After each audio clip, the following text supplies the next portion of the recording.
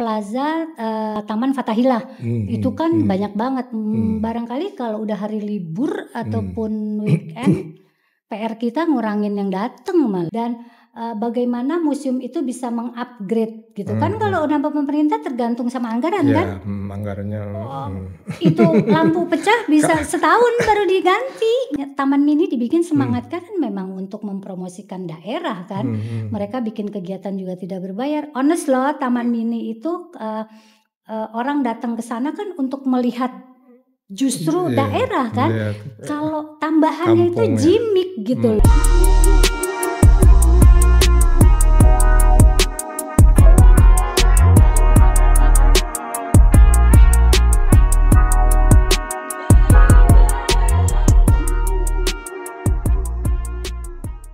Assalamualaikum warahmatullahi wabarakatuh. Bersama saya lagi Muhammad Taufik Zulkifli, MTZ, dalam advokasi dalam bentuk podcast @podcasti.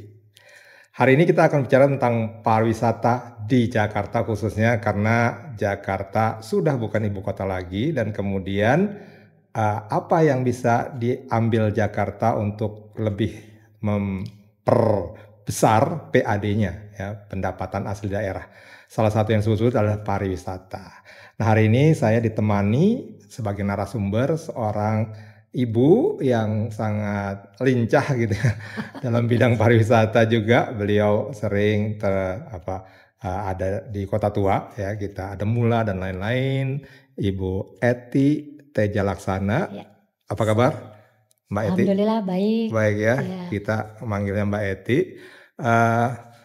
Keterlibatan Ibu di Kota Tua segala macam itu di ini dulu deh, perkenalkan diri dulu ya. Oke.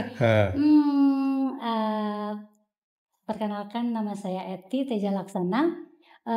Sebetulnya berkegiatan di Kota Tua sih aktif belum lama, masuk pandemi gitu. Tapi sebelumnya memang suka nongkrong istilahnya ya di Kota Tua dengan beberapa teman-teman akar rumput lah ya. Kota Tua tuh sebenarnya yang mikirin tuh ya akar rumput kalau buat saya gitu loh. Jadi ada beberapa orang kita duduk-duduk ngopi gitu misalnya, terus ini Kota Tua gemes banget ya gitu loh. Ini asetnya luar biasa nih gitu loh. Kenapa ya yang datang kok masyarakat yang kelasnya di bawah. Maaf, bukan kami nggak suka dengan masyarakat yang di bawah gitu, karena Kota Tua itu kan 334 hektar ya Pak ya. Jadi sangat luas sebetulnya lahan untuk berwisata di area KotaTua itu banget. Kan ada Pekojan, ada Pecinan, ada. Oke, nanti kita masuk ke situ. Tapi ini dulu kegiatan Ibu tuh sampai kemudian diidentikan dengan Kota Tua, Mbak Ety gitu ya. Enggak juga. Kebetulan aja. Ada kegiatan apa di sana? Oh, di Kota Tua. Oh iya, kami akhirnya dari situ kita bikin Mula namanya. Mula Kota Tua. Jadi Mula Kota Tua itu adalah co-working space yang kita kepingin menyediakan tempat-tempat berkegiatan bagi teman-teman kita, stakeholder yang ada di Kota Tua gitu loh. Karena kan sampai hari ini kami berkegiatan tuh nggak punya tempat gitu. Jadi kalau ada event atau ada apa kita sampai kebingungan, ini mesti gimana nih tempatnya ya. Paling akhirnya diakali dengan minta tolong pakai ruangan di museum atau pakai ini. Gitu. Tapi Mula itu bukan singkatan ya? Bukan, Mula itu Mula.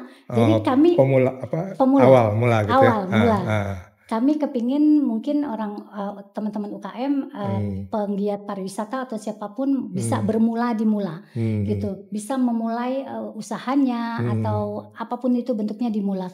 Semangatnya sih di situ. Semangatnya Mula terus ya, mudah terus. Tapi kemudian dari data statistik ya, kita kan ingin memperbanyak wisatawan ke Jakarta. Coba bisa ditampilkan data jumlah kunjungan wisata ke objek wisata unggulan. Ya, jadi jumlah kunjungan wisata itu ternyata datanya gini Mbak Ety. Jadi yang paling banyak di Jakarta itu Taman Impian Jaya Ancol kan 2020, 2021, 2022, 2023 juga belum kita lihat, tapi nggak begitu beda. Sampai 13 juta itu tim lagi Ancol ya. Baru nomor 2 itu kalau kita lihat Ragunan, nomor 3 Monumen Nasional Monas, kemudian nomor 4-nya Taman Mini, kemudian Kota Tua itu di sini nggak ada Kota Tua gitu, nggak ada, tapi Museum Sejarah Jakarta, Pelabuhan Sunda Kelapa. Nah, dari jumlah wisatawan ini tentu saja kan pemerintah daerah melihatnya di sini nih. kota tua dikit peminatnya gitu. Walaupun tanda kutip nih disclaimer ya, kita pergi ke Tokyo, ke Istanbul itu yang jadi ikon dari tiap kota tuh biasanya emang kota tua. Tapi Jakarta kok begini? Apa data yang salah? Kalau salah sih enggak ya menurut saya. Di sini kan nggak masuk data Plaza Taman Fathahilah. Tempat orang paling banyak berkumpul kan di situ ya.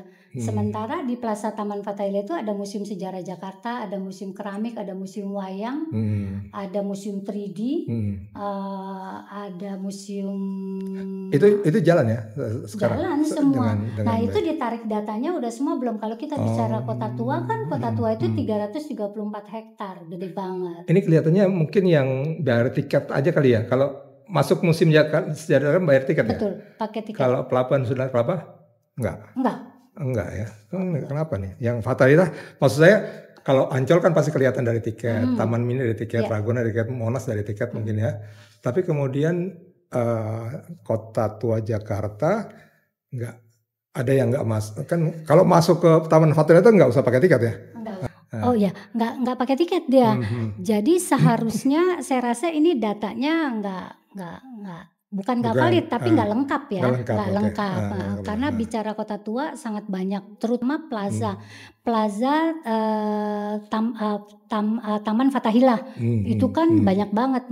Barangkali kalau udah hari libur ataupun weekend. PR kita ngurangin yang datang malah. Oh gitu. Iya. Karena merusak. Terlalu padat.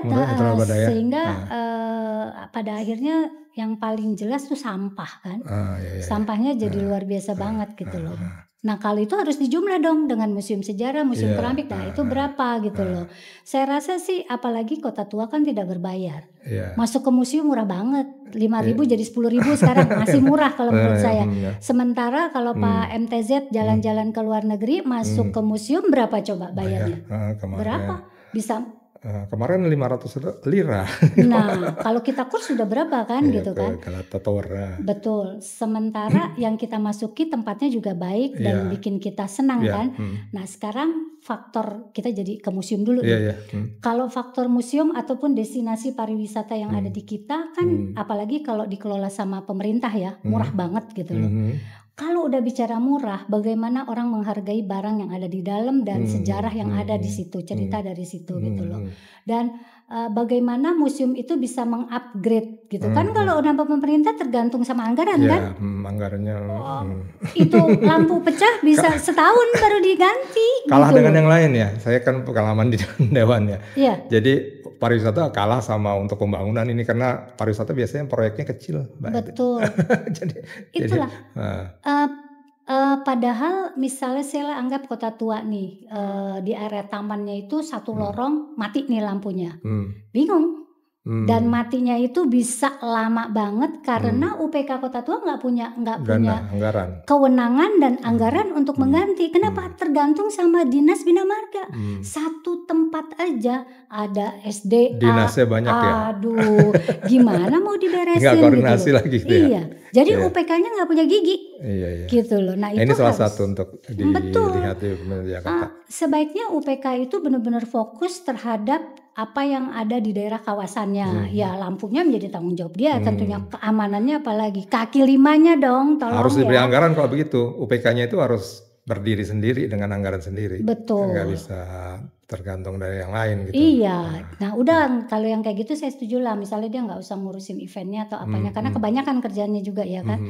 Tapi kalau untuk hal-hal yang seperti itu mereka seharusnya dikasih dikasih kemudahan gitu. Mau ganti lampu aja harus bersurat ke Bina Marga. Terus ada. Ini kita langsung ke ini ya ke Pemda kayaknya.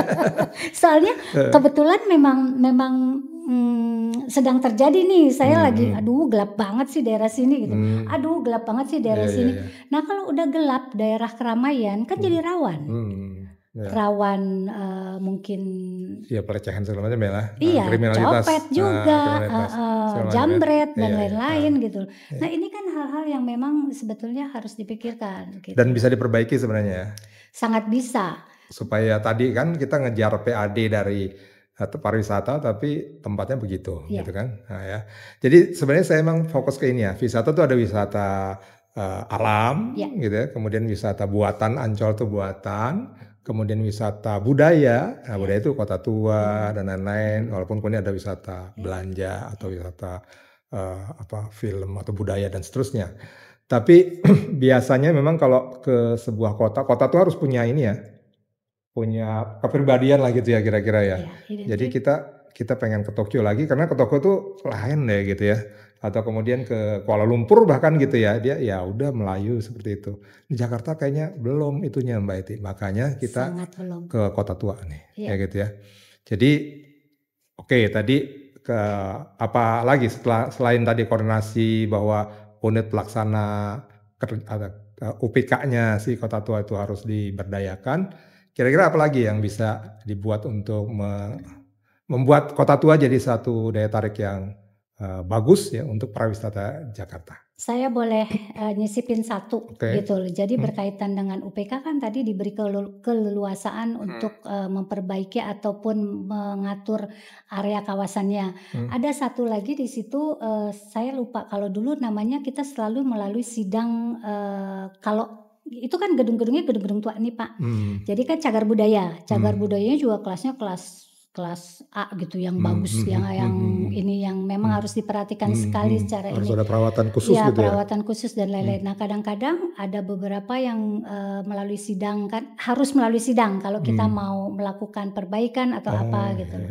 Nah, di situ ada apa ya? Aduh saya kok jadi lupa namanya. Pokoknya satu wadah di bawah Dinas Kebudayaan yang melakukan sidang tersebut boleh dan tidak gitu loh, boleh dan tidak. Nah, itu juga dikasih kewenangan dong. Mereka sidang, ini boleh ini enggak. Tapi banyak orang yang langgar kan. Begitu ngelanggar dia nggak punya kewenangan untuk negur. Jadi kan biasanya siapa yang negur? Jadi nggak ada yang negur. Jalan aja terus. Jadi feeling-feelingan aja. Nah, itu kan akan merusak gedung-gedung heritage yang ada di sekitaran. Bukan Kota Tua aja mungkin ya. Mungkin ada di di tempat lain tuh misalnya kan banyak ya gedung-gedung tua di sekitaran Jakarta nih, itu kekayaan kita loh untuk pariwisata gitu loh, itu bisa jadi PAD sebenarnya asal diolah dengan baik. Nah, itu mereka dikasih dong kewenangan untuk menegur juga gitu loh, sehingga jadi nggak kayak macan ompong gitu. Saya bilang di Kota Tua ada 2 tuh macan ompongnya, satu UPK, satu lagi ya kalau nggak salah tuh ada lembaga yang PKCB atau apa sih yang dia melihat apakah kan ini kan Kota Tua tuh gedung-gedungnya lama gitu ya, gedung bersejarah. Ini kan nggak bagus kalau dirusak atau apa ya. Betul. Jadi itu memang ada unit seperti itu. Di Jakarta tuh yang ngurusin pariwisata ada Dinas Kebudayaan, ada kemudian Dinas Pariwisata dan Ekonomi Kreatif gitu ya. Ada satu lagi BUMD-nya ya, yaitu Jakarta Turisindo ya, JXPO. Mbak Eti katanya ada pengalaman tentang koordinasi dengan JX juga nih, bisa diceritain. Bisa dibuka gitu ya. Jadi baca ini. Bisa diadukan. Kalau tahun lalu sih enggak lah, yang sekarang nih yang terbaru aja ya. Yang terbaru ini saya dengar gitu loh. Kami biasalah berkumpul, jadi ada cerita-cerita gitu loh. Jadi GXB datang katanya ke UPK ya. Dia minta kuasa pengelolaan dari kawasan. Itu kan ruang publik ya, harusnya kan nggak bisa begitu dong gitu loh. Terus yang nomor 2 ditanya loh, nanti kalau ada orang mau bikin kegiatan atau apapun bentuknya itu nanti gimana? Ya kewenangannya ada di GXB gitu loh. Saya sih pernah dengar memang Pak MTZ, jadi kalau GXB itu dengan MRT next akan menjadi tuan rumah dari Kota Tua gitu loh. Tapi sebelum ini terjadi MRT ya?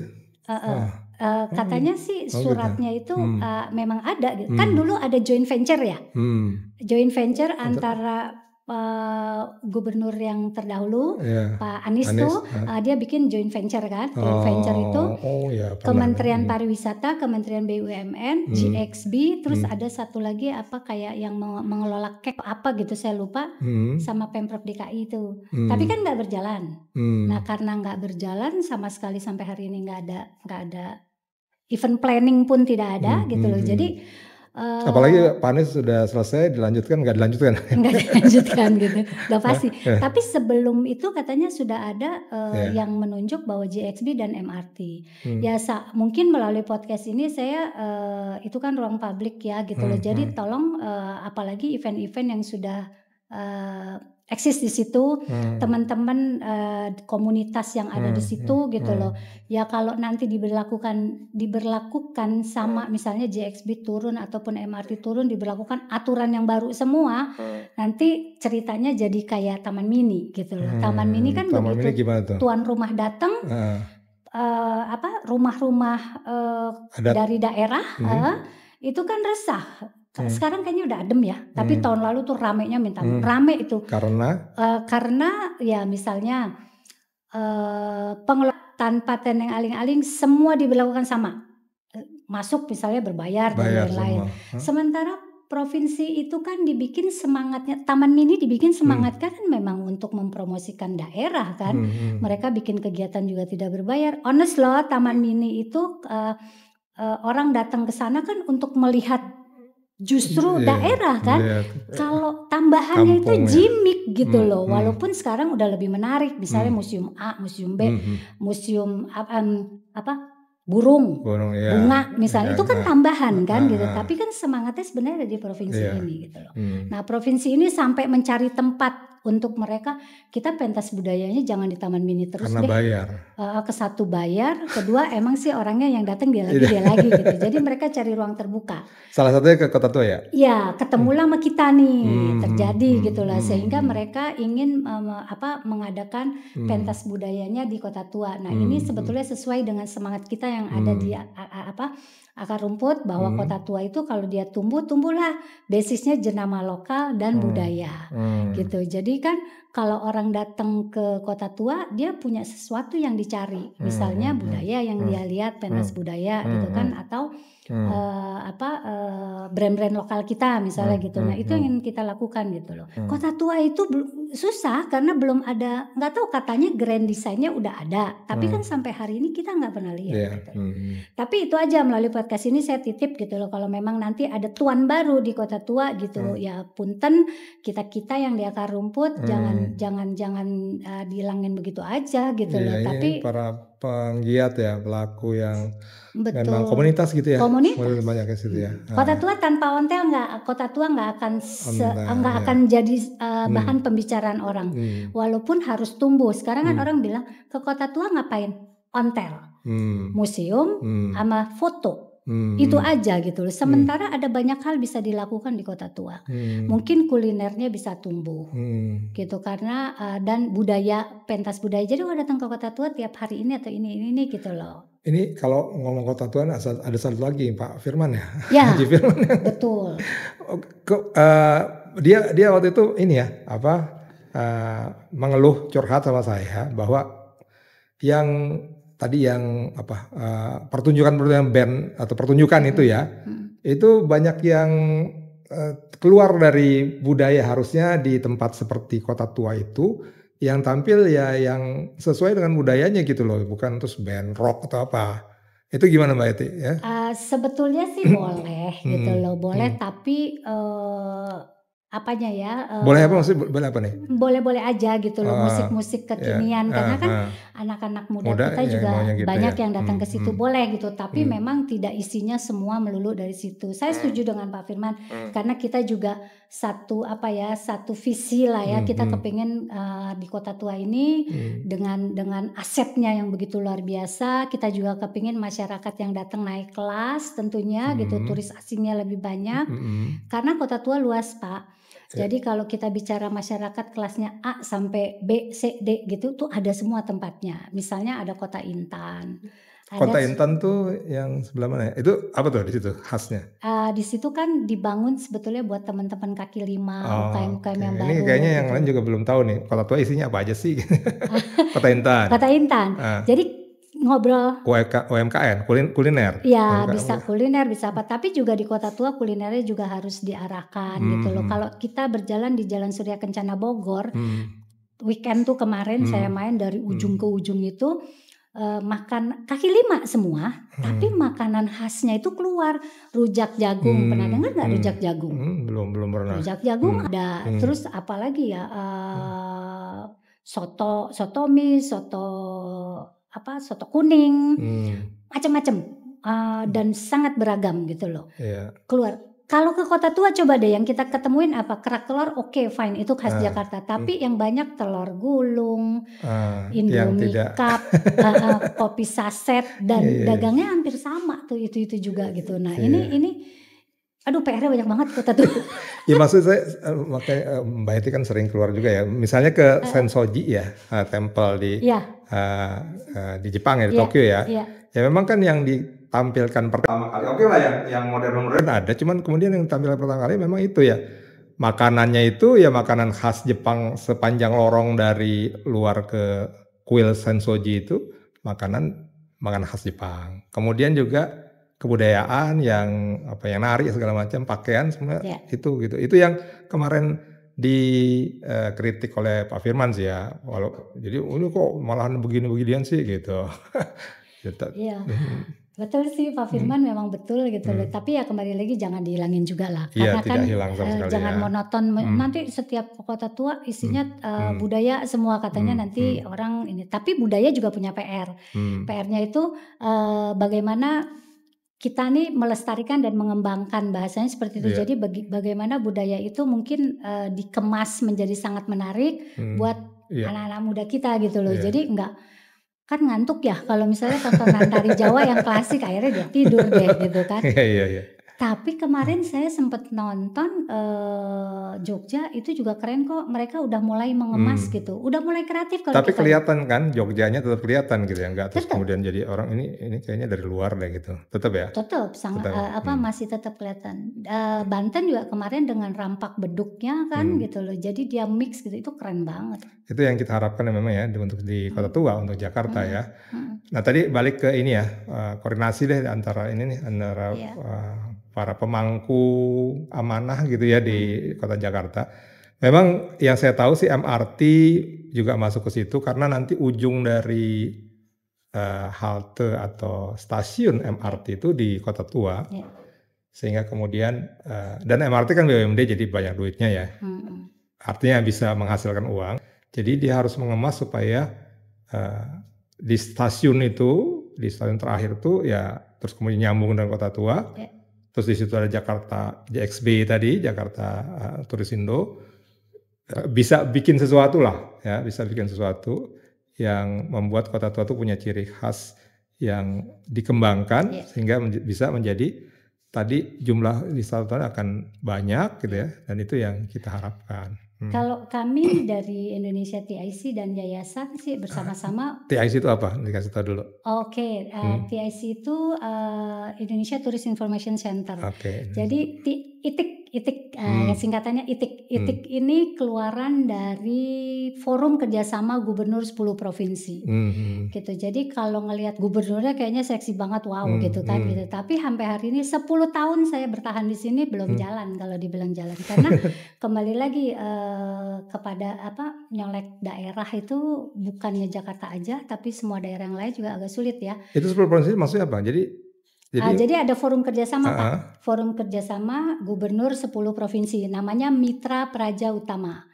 Kebetulan ketuanya DKI, gitu. Jadi apa aja sih provinsinya? Banten, Lampung, seluruh Jawa, NTT, NTB, Bali, 10 gitu. Nah ini mereka dulu kisahnya gitu. Jadi mulanya 4, 6 terus bertambah akhirnya 10. Dan setelah 10 belum berani tambah lagi gitu loh, karena belum ada program yang terrealisasi lah ya. Apa yang dilakukan apa selama ini? Seharusnya duduk bareng untuk mengerjakan kerjasama antar daerah. Misalnya ketahanan pangan, termasuk semua SKPD-nya yang terlibat banyak sekali, termasuk pariwisata. Nah pariwisata sebetulnya yang sudah real menjadi sebuah produk. Karena kita kan ada gedung di Bali, pusat ITIK itu adanya di Bali gitu loh, dimana kita kepingin waktu kita beauty contest, mimpinya bahwa ITIK itu bisa menjadi sebuah percontohan turis informasi one stop shopping ya, jadi layanan satu atap kepariwisataan, itu cita-citanya gitu loh.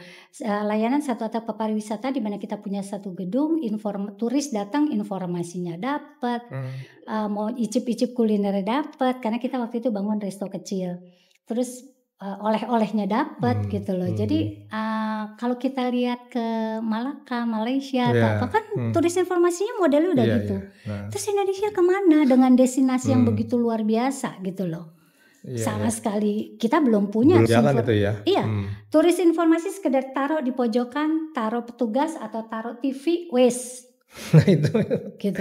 Baik, kemarin misalnya di pesawat, maksudnya di Qatar Airways kemarin, maksudnya kita buka ini kota Mumbai, kota Bangkok ada, informasi Jakarta nggak ada sama sekali. Aduh, jadi sedih gitu ya. Padahal dia dari Jakarta gitu ya. Dia nah itu informasinya enggak. Jadi PR-nya banyak memang mesti mesti ditabulasi lah ya, di mapping gitu loh kira-kira seperti apa. Nah, jadi waktu pandemi Pak, saya ngegeser ke Jakarta karena Bali kan mati banget tuh. Selesai lah ya. Gedung juga nggak bisa diapa-apain, kita tutup gitu loh. Saya kebetulan karena tinggal di Jakarta, ya mulailah di Kota Tua walaupun pandemi kita bergerak terus. Kenapa? Karena saya alhamdulillah sebetulnya disokong juga sama Dinas Pariwisata sama Pak Andika lah ya, sehingga saya masih bisa hidup nih sampai hari ini karena sekarang yang saya fokuskan adalah kemampuannya cuma bikin kegiatan, bikin event. Kita Indonesia TIC bersama yayasan nih bersama-sama misalnya kita lihat destinasi pariwisata itu kan ada beberapa hal penting yang harus dipenuhi kan. Salah satunya misalnya kelengkapan gitu.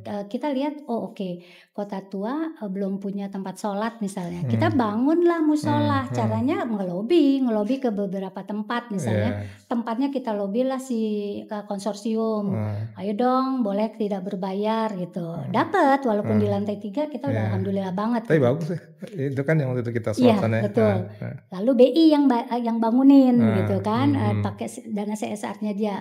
BI-nya BI Syariah bukan BI yang Jakarta ya, tapi BI Syariah yang di pusat gitu. Mereka yang iniin gitu. Terus waktu itu zamannya gubernur terdahulu kan Pak Anies bilang sampai sekarang ya Kota Tua itu kan daerah yang ramah lingkungan.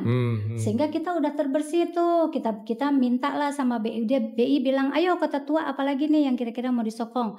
Mobil ini aja, mobil listrik yang ramah lingkungan gitu kan. Sehingga tahun 2021 kalau nggak salah kita udah punya tuh mobil listrik gitu. Nah, itu 2022.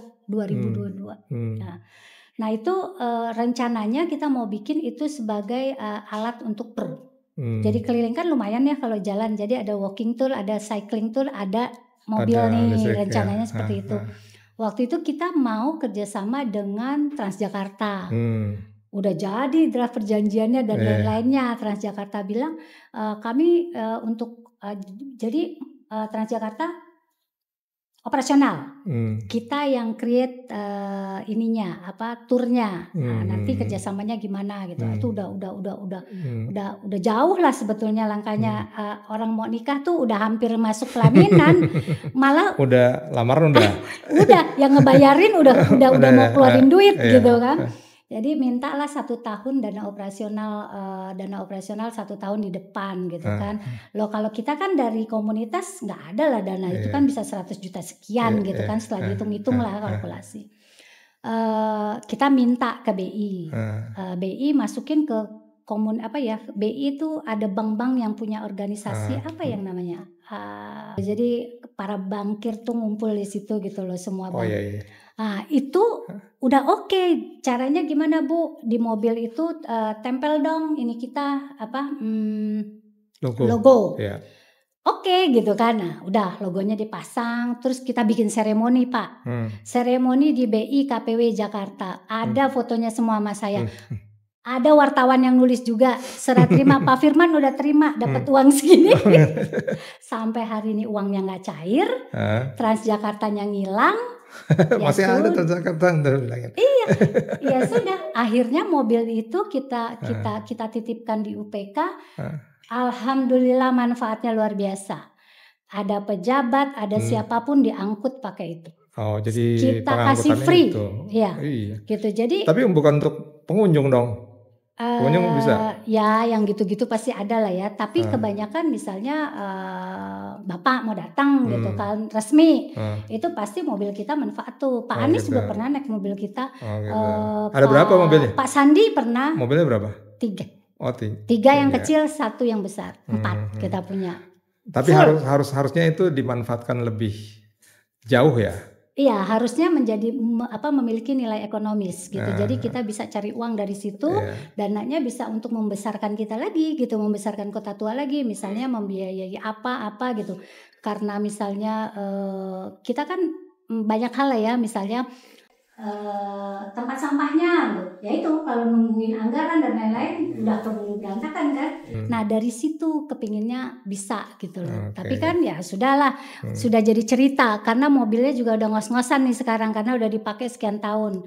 Jadi kita titipin dah di UPK. Nah kemarin baru obrolan Museum Bahari nyolek, Bu 1 dong katanya kita ngangkut wisatawan dari Hotel Mercure ke kita, boleh saya bilang karena UPK udah punya 6 kan. Saya ngobrol dulu ya sama sahabat-sahabat di yayasan saya bilang, tapi pasti mereka juga boleh. Itu kita lakukan, gitu. Jadi itu yang bisa kita lakukan, itu yang kita lakukan. Lalu apa nih yang bisa kita sekarang kita kerjakan? Karena kan kembali lagi kalau kayak BI juga nggak bisa terus-terusan ya Pak, tergantung pimpinan juga. Kalau pimpinannya nggak peduli sama pariwisata, kalau dia nggak care sama Kota Tua, ya nggak sedikit pun dia kasih ke kita, nggak akan kepikir gitu kan, kurang lebih seperti itu. Jadi event yang bisa kita lakukan, bagaimana Kota Tua sebagai destinasi wisata memiliki event-event berkualitas. Nah, itu yang Pak Firman teriak. Yang dia mau berkualitas itu event yang sesuai dengan destinasi kita. Jadi budaya Iya, misalnya budayanya masuk ya, nggak masuk. mulai gitu ya. Oke, ini emang banyak sekali ya masih banyak masalah di Kota Tua. Ini baru Kota Tua ya, belum lagi kemarin misalnya Monas ya. Monas cuma sampai jam 4 habis itu tutup gitu ya. Itu kan juga mengurangi ASN PAD. banget ya. Ini banget. Museum juga. Museum juga ya, jam 4 tutup ya. Ya. Padahal kan maksudnya bisa. Padahal ya misalnya kemarin di mana juga ya di toko. Jadi ada tempat-tempat wisata tuh yang dia jual kalau suasana siang seperti ini, kalau suasana malam seperti ini gitu loh. Itu keren banget gitu. Kalau jam 4 udah tutup ya udah nggak bisa ketemu suasana malam. Tapi kemudian jadi nanti lain kali kita bicara tentang yang lain ya misalnya. Tapi kemudian terakhir dari Mbak Eti ini, jadi harapannya apa untuk bukan hanya Kota Tua ya, Jakarta ini, kira-kira apa yang bisa dikembangkan supaya bisa tadi ya cita-citanya untuk menjadikan pariwisata salah satu andalan sebagai pendapatan asli daerah untuk kota Jakarta yang udah bukan ibu kota lagi. Apa? Iya. Pariwisata menjadi PAD nomor 1 di tiap-tiap daerah sebetulnya udah mimpi kita dari Indonesia TIC dari tahun 2014. Jadi waktu kita beauty contest itu kita udah ini. Dan saya rasa itu adalah sebuah hal yang benar khusus buat Jakarta. Saya rasa asetnya banyak Pak. Jadi kan kita bicara wisata nggak cuma kayak tadi ya destinasi, ada beberapa sejarah atau apa. Kan kuliner juga wisata. Jakarta luar biasa loh kulinernya kan. Lalu wisata shopping, belanja, wisata belanja, mall kita bagus-bagus, itu juga bisa dijual. Wisata apa lagi ya? Seni, tim gitu bisa ini kan? Sangat. Itu tampilkan pertunjukan-pertunjukan yang luar biasa. Saya rasa Dinas Kebudayaan udah mulai tuh, mereka udah keren-keren loh pertunjukan-pertunjukannya ya, udah mulai bagus gitu ya. Dinas Pariwisata juga saya lihat mulai bergerak gitu dengan event-event yang baik gitu, tapi ya harus upgrade lagi lah semua ya, gitu. Nah, jadi kalau ditanya wisata itu kalau buat saya Pak, kita ngobrol ini adalah wisata. Karena wisata itu adalah suatu hal yang menyenangkan hati, merefresh gitu kan. Kita belanja ke Indomaret itu wisata sebetulnya buat saya. Asal memang pengalamannya menarik gitu ya. Betul kan. Nggak kemudian ada parkir liar. Kan experience itu yang kita cari kan gitu. Kan setiap kita melangkah itu experience baru selalu ada. Kita duduk ngobrol begini pun ini wisata buat saya gitu. Jadi kembali lagi Jakarta bisa menghasilkan PAD-nya dari pariwisata dan bisa nomor 1 mungkin. Apalagi tadi kan udah bukan ibu kota lagi nih. Berarti kita harus bebenah. Bebenahnya nggak cuma satu tahapan. Jangan Kota Tua aja misalnya dilihat atau Taman Mini aja jangan. Cerita sedikit satu ya boleh. Saya kemarin ke Rorotan. Di Rorotan ya. ternyata ada sawah di Jakarta 130 hektar. Di mana lahannya itu sebagian besar punya Pemprov DKI. Itu kalau diolah jadi destinasi wisata bisa banget. Gimana orang datang? Unik ya di kota Jakarta ada sawah gitu ya. Ada sawah dan di situ bisa di-create macam-macam. Bisa wisata foto, bisa wisata ikut nanam padi, bisa wisata kuliner Betawinya, bisa banyak gitu. Nah Jakarta saya tantang nih, Rorotan itu keren banget. Saya sampai terkagum-kagum, gila ya di kota Jakarta masih ada sawah 130 hektar dan panennya luar biasa bagus. Sebelahnya pengolahan sampah DKI juga punya. Pengolahan sampah aja bisa jadi wisata kok. Iya, kalau di negara asal yang bagus gitu ya. Betul. Maksudnya orang Anak sekolah bisa datang ke situ berwisata. Jadi wisata itu adalah sebuah bisnis yang luar biasa besar. Payung besar dari semua bisnis kalau menurut saya. Jadi kalau Jakarta nggak bisa jadiin pariwisata ada nomor 1, ya nggak tahu deh. Oke, ini sebenarnya masih panjang yang bisa dibicarakan, cuman karena waktunya nggak bisa panjang-panjang podcastnya. Tapi nanti kita akan ketemu lagi ya. Dan dengan tema yang berbeda dan dengan tamu yang berbeda. Terima kasih banyak Mbak Eti atas semoga sukses nih kegiatannya di Kota Tua, mulanya ITIK dan lain-lain. Dan kita juga sama-sama bisa membangun Jakarta. Ya, hari ini kita bicara bagaimana membangun Jakarta dari segi pariwisatanya sehingga bisa menjadi ya salah satu andalan untuk menjadi pendapatan asli daerah dari kota Jakarta, kota kita tercinta. Terima kasih. Saya Muhammad Taufik Zulkifli. Assalamualaikum warahmatullahi wabarakatuh. Waalaikumsalam warahmatullahi wabarakatuh.